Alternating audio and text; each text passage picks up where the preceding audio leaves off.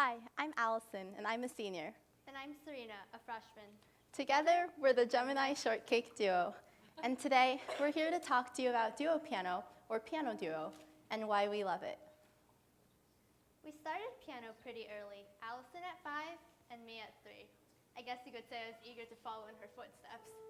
A couple years later, we began to explore the perks of playing together. We were really excited because now we could tackle fun pieces that would have been too difficult for us to play on our own.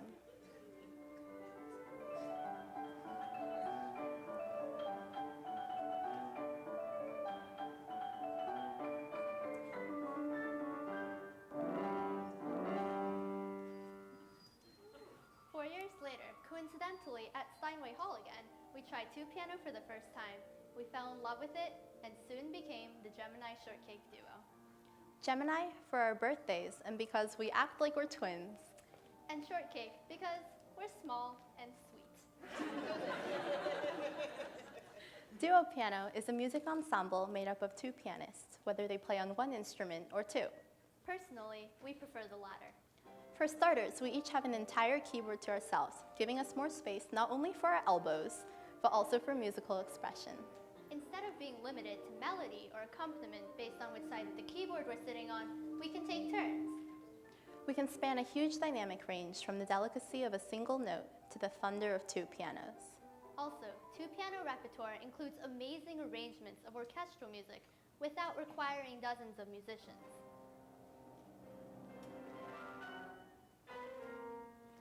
Like different sections of the orchestra, we can interact with one another, trading melodies and witty remarks. It's a lot of fun, but at the same time, it's pretty tricky teamwork. Because the piano is a percussive instrument, matching each other rhythmically can be very hard.